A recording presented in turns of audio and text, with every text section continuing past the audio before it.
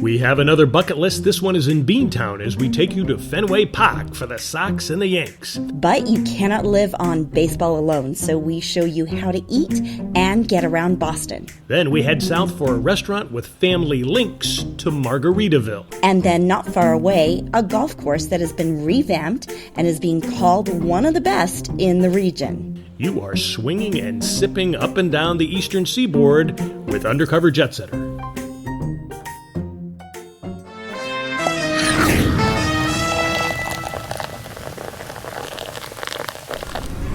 Cheers, everyone, and welcome. That's good. You know, we're going to take you to Boston now, and we've got a bucket list item. It's at Fenway Park, as we say up in New England, with the Yankees and the Red Sox. And it is something everyone should do, even if you're not a Red Sox fan. When you go to Boston, you need to hit Fenway Park, the home of the Boston Red Sox, your favorite team. True, but the true bucket list is Fenway Park, you have to say it the right way, with a Yankee-Red Sox game. The Sox and the Yanks. Perfect. Now, I was at my first one July 19th, 1962, and I still remember it. As will David Donelick, who, along with his wife and 2 daughters, came all the way from Dallas. So when I heard about it, I was like, yes. Yeah. Now, are you a Red Sox fan? No, not at all. Fenway Park, though. The history, the aura, it was great to see, and especially seeing a Yankees game at Fenway.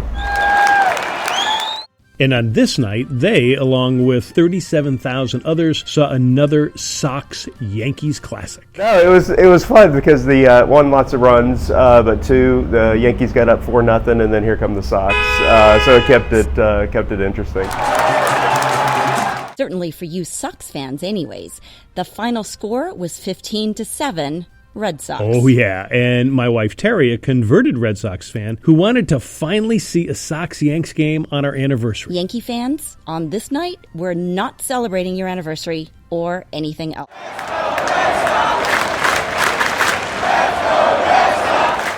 A drubbing and the start of a 4-game sweep by the Sox of the Bronx Bombers. Which could be no surprise either way to Boston area native Ken Lakin, who's been to more than 50 Yanks-Sox skirmishes. It's always special because of the venom that is produced between both cities manifests itself very well. I was there actually when Mickey Rivers, going back in the late 70s, had the brawl at Fenway, and he was wearing a helmet because they were throwing beer cans at him from in center field in the bleachers. Did you do that? No, I would have if I was in the bleachers, but I was in the right field stands. And then the salty language in the stands that stood out. Those were the Yankees fans. No. It was mixed. Let's call it that. Oh, that's great. Now that Boston bite is there even when they're winning. Watch this run-scoring hit during the rout that spurred a happy dance from our bleacher mate Christian, who regaled the crowd in our audience with moves and his Boston sharp tongue. I got it. You got it? Get the hell out of here. And he's from Durham, North Carolina. Speaking of Carolina, expect a lot of music and singing.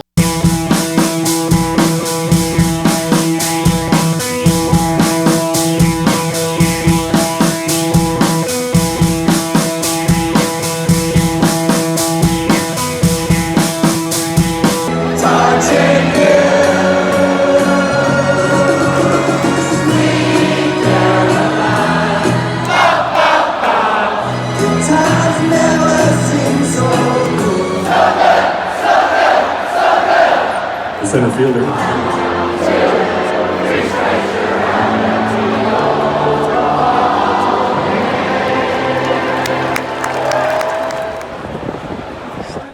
And you can expect some rain, too. After all, it is New England weather, so just wait a minute. Despite the salty weather and language, this is one fun place with lots of cheers and cheers.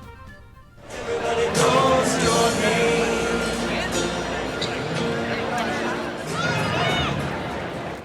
Plus, you can get fairly close to the field and the players, even here in the outfield near the bullpen. As you see, the bleachers are packed, but the game loses none of its excitement out here. You can easily see shots off or over the famous Green Monster. Oh, sorry, Green Monster. Much better, much better. Still, these so-called cheap seats are not cheap, and they are not easy to get. So, the biggest obstacle in making a Yankees Sox game a bucket list is getting tickets. That's right. So first tip, get your seats early. There are plenty of online ticket sites. We used Vivid Seats, an online ticket broker. Second tip, a bit contradictory, but if you're a risk taker, get your seats late. You can, even the day of the game, you can work the streets around the ballpark, and usually you can get pretty good deals right around the first pitch too. I'd even wait to the first, or even after the first pitch. Someone will get you. Ticket scalpers out there will get you a deal. Another tip, try some September games with some milder temps and games with playoff implications. What I would do is, they always get jammed up and full but I think the fall games in particular, because they're usually close to playoff runs, it gets a little more intense. So I like to go in September. If you can get there in September, do the September games. Either way, it is worth it. Oh, definitely do it. Definitely do it. Get a dog, get a beer, and enjoy yourself. Now, after the game, avoid the traffic and hit the Hajoku Bar in the Verb Hotel, which is a short walk from the bleachers. It's a Japanese bar offering sushi and a bunch of Japanese whiskeys. You can get sushi, but we opted for chicken wings. They were fabulous. First, they're brined in buttermilk. Then we had them with shallots and soy. The drinks were a bit different. The Mai Tai was a 1944 classic Trader Vic's Mai Tai with Jamaican rums, lime, curacao, almond, and sesame. And it was no holiday drink. It was not sweet and probably just a throwback to the original Mai Tai. Next, we got the Polynesian Paralysis. It had the unlikely tropical base of bourbon with rum, curacao, lemon, and pineapple. Again, not real sweet, but a nice tropical feel. This was a great way to end a bucket list day at Fenway. Now, we should also tell people that we shot that in 2018, the season that the Red Sox had an incredible year, won the World Series, and after that, it doesn't always stay the same. Oh, well, what does stay the same, though, is the food and the fun that you're going to get in Boston, and we'll show you that when we come back.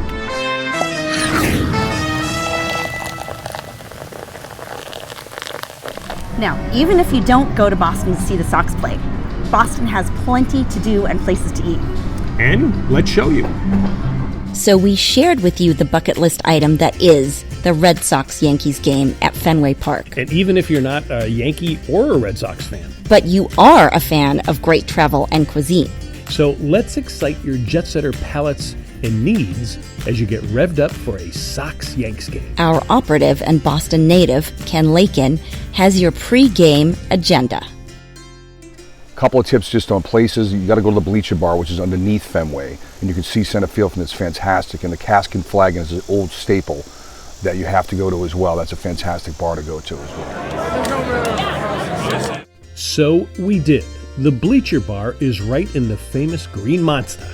You can see the field from inside. It's a great place to hang with new and old friends and enjoy some good ballpark fare. Now, this is where you hit about an hour before game time, as long as you have your tickets. Before that, hit Cask and Flagon. It's within walking distance of Fenway, but you would think with the noise, you are already there. During a Red Sox homestand like this, we pretty much fill up the restaurant by about 4 o'clock and get lots of people in and out of here, get them well fed, and have a few drinks in before the game. We will take Leanna's advice. She is a waitress and also a registered dietitian at one of the local Boston hospitals. And she starts us with a strawberry jalapeno margarita that was simple but a great summer surprise. It is tequila, muddled strawberries, jalapenos, and on the rocks with a sugar rim. I've had this drink a few times, and I like to have the sugar rim to add a little sweetness to the spice. It kind of balances everything out. I think so, yeah. Okay. Next, the Cask VIP. Be careful.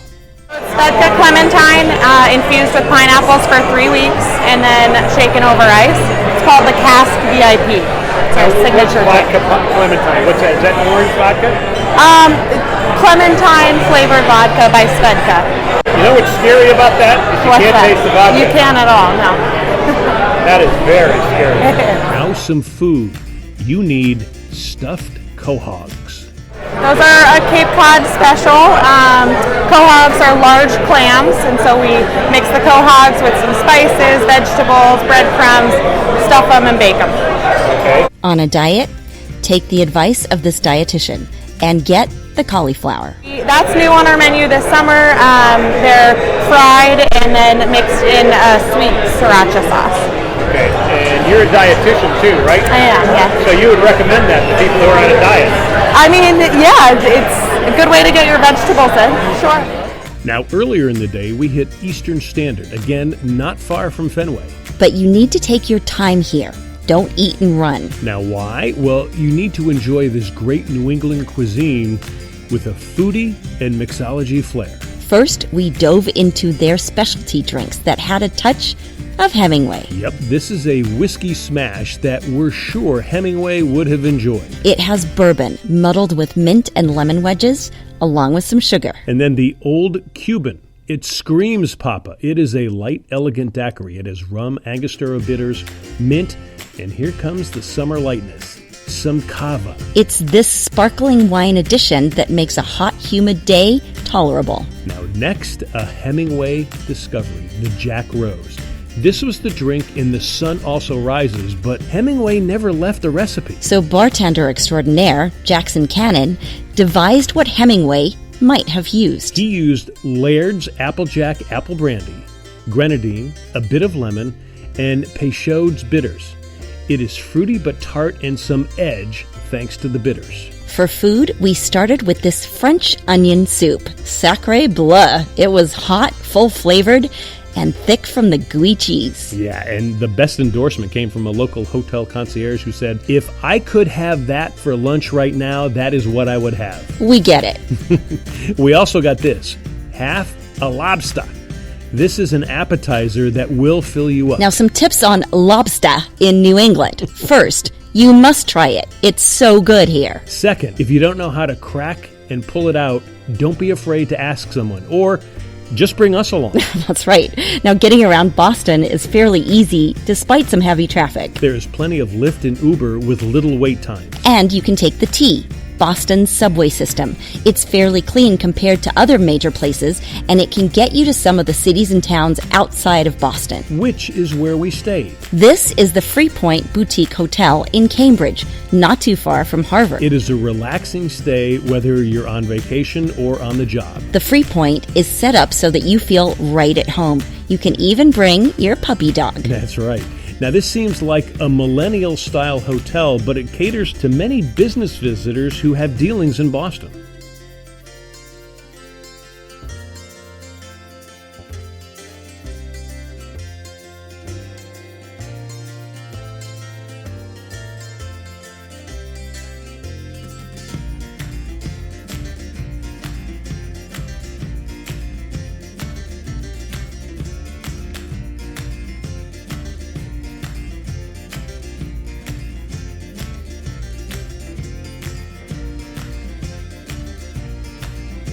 Local celebrity chef Matt Gaudette came up with a menu of healthy comfort food. Now, these chicken wings were steamy and succulent. The burger was top-notch. We had it protein style with no bun and lettuce and tomatoes instead.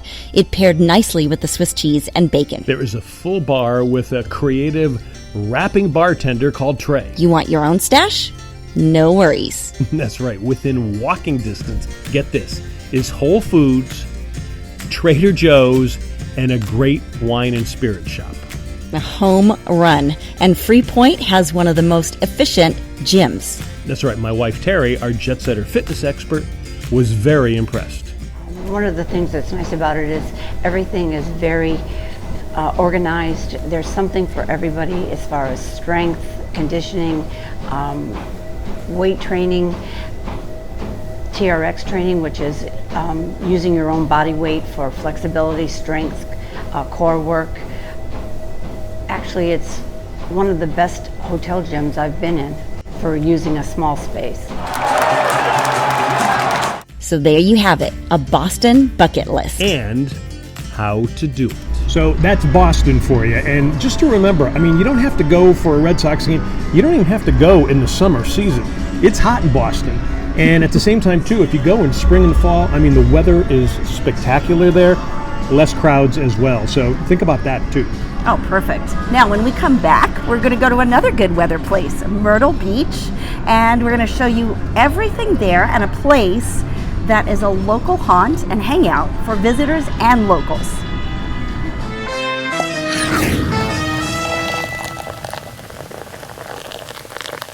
Now, if you take a summer vacation in Myrtle Beach, you have to hit Lulu's.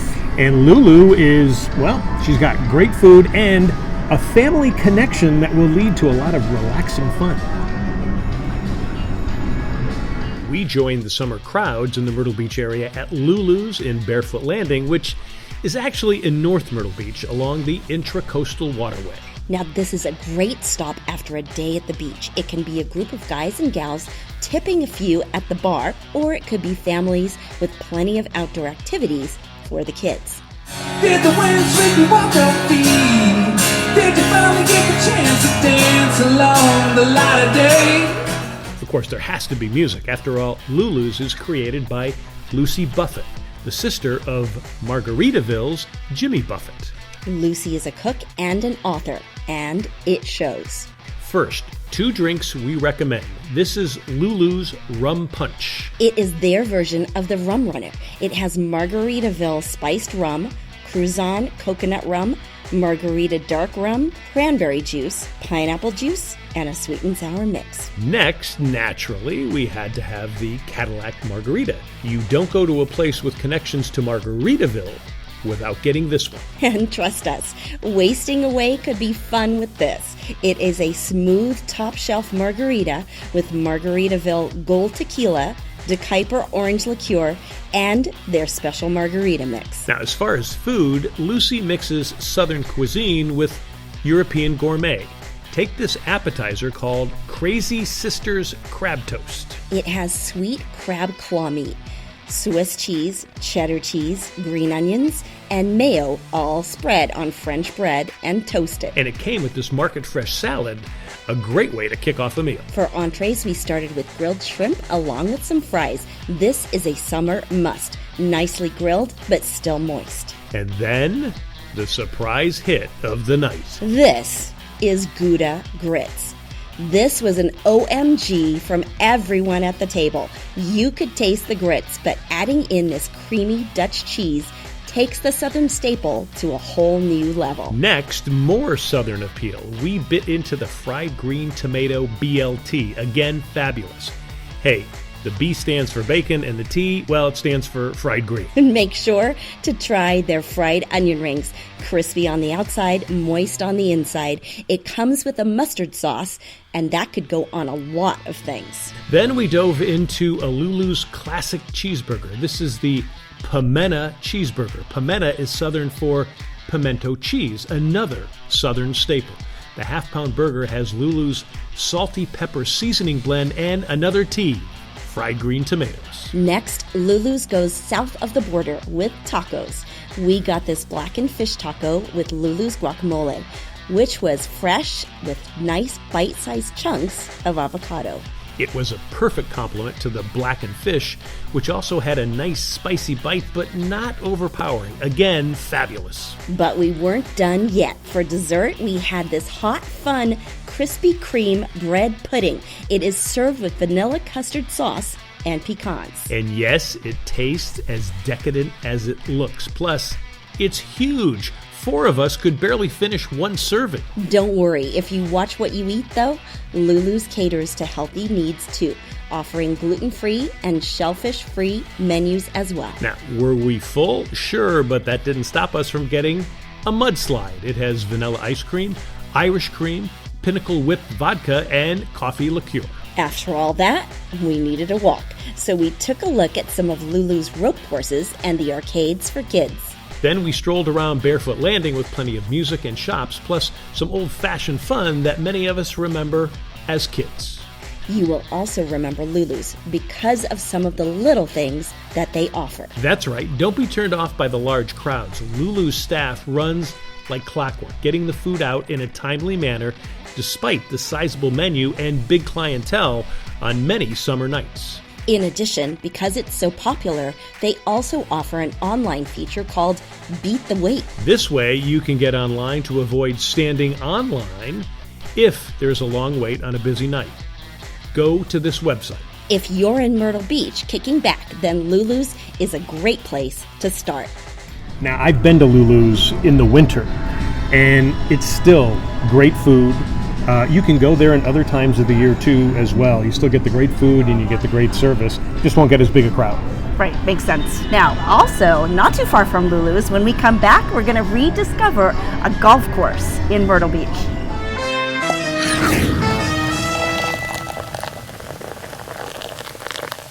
Welcome back, everybody. Now we are going to stay in Myrtle Beach, and we're going to take you to a golf course that has been renovated. And it has great greens, great fairways, and great views. But just remember, that could affect your golf score. If you are anywhere near Myrtle Beach or Wilmington, these guys say Glen Dornoch is a must. I've got a buddy coming in from Charleston, and if I'm thinking of one place to take him anywhere around here, this is the best course. I want to bring him here. The best shape of any course out here in the Grand Strand area. Brent Gallant owns Gallant Videography, and Dave Hutnick owns Coastal Race Productions. Now they joined you and your wife Terry to assess the newly renovated Glen Dornoch. I would say that it's one of the most challenging courses I've played. You know, it's definitely not like hit it long and then, 120 yards back into the green. It's strategic. So there's a variety of shots. I mean, I didn't pull the driver out one time out of my bag today. So, I mean, you don't have to hit it long, and it's a beautiful course. And it seems you all loved the course, even though you didn't play too well. Now, why the bad scores? Well, a number of reasons. First, 3 of us hadn't played it in a long time, and Brent had never played it. So a lack of course knowledge. Absolutely. Yeah, like I referred back to the card a few times, like the booklet they gave you, and just seeing where I should hit. There's one drive I hit, and I didn't realize there was a trap beyond the flag, and there was like a little marker saying that, it was out of bounds or whatever. I didn't realize there was something down there, and I was just lucky enough not to go in the brush. So it's one you want to come play a couple times, so the yeah. next time you'll know a couple of shots not to hit. Definitely. And I'm assuming the incredible scenery may have been the second reason? Well, we're going to use that as an excuse, that's for sure. Oh my gosh. 16, 17, 18 are phenomenal right here along the water. 9's along the water. It's great. I think it's kind of cool that 9 and 18 share the same green. That's pretty cool too. And, lots of people having fun out in the water today. So. Yeah. The third reason is Glen Dornoch's geography. This is a links course that is on the Intracoastal Waterway with the ocean nearby, so the wind and humidity can play tricks on your shots. And the fourth reason you say was the fast greens. Yep, and they were in championship shape. Absolutely. So the greens here, these are the best greens I've shot on all year. Definitely fast greens. Great. I have never played greens like this before, and I've played some high-end greens, but these here, they actually roll the way you want them to roll. They stick well, even though they're hard. They're definitely done well. Now, Glen Dornoch has been around since 1996, but those greens are new along with the rest of the course. So last summer, we actually put in all new greens. Champion Bermuda greens have been installed on this course. We also did some renovations as far as adding tee boxes and senior tees. Makes the course a little bit more playable. Tried to open up the course a little bit and basically make it more player friendly. Glen Dornoch also has a great clubhouse with traditional Southern golf cuisine. Salads like this chicken salad wrap are made here. There are succulent hamburgers. A pulled pork sandwich with coleslaw that is a must. And they take it even further with a fried bologna sandwich. There is a full bar too, so you can enjoy the great view after a round of golf. Or just stop in for a drink and a quick bite, even when you're not playing golf. People are more than welcome to come out and at least have a drink. I mean, the porch that we have goes the whole way around the clubhouse. Come out, enjoy a drink, check out what's going on the golf course, and also what's going by on the waterway. As long as there are players on the course, the restaurant bar is open. And no matter where your golf game is, Glen Dornoch is worth a number of visits. Leave the driver in the bag and have a great time. Doesn't matter what your score is going to be. This is just a course to come out and enjoy the scenery and hit some great shots. Yeah, it's definitely a course you're going to want to have some knowledge ahead of time. Bring someone that's played here before, maybe. But it's definitely a good time. I had a great Now, you say that a lot of courses in that region are really stepping it up lately. Well, they had been. There was a couple of years there where the weather was so horrible. I mean, they had hurricanes. They even had snow and heavy rain, and there was flooding going on there. So a lot of courses got damaged, and a lot of the courses said, okay, we're going to make sure we're going to put in renovations that will stand up to whatever the weather is, since the weather had been so severe. And as a result of it, a lot of these courses, just like Glen Dornoch, are really beginning to thrive. Well, and that's so interesting. And, in a future show, we're going to take you to what is known as the Myrtle Beach Golf Trail, and we'll see some of those courses there, right? We'll see some of those courses, and you'll see that there's just a great choice of courses if you do go down and visit the Myrtle Beach area. So keep it here, keep checking with us, and we will tell you all about that as well. And don't forget to hit that subscribe button, and you'll be notified whenever we post something new. And we look forward to joining you next time. That's true. And this is fun going up and down the East Coast, going from Boston to Myrtle Beach. Good. Cheers. Join us.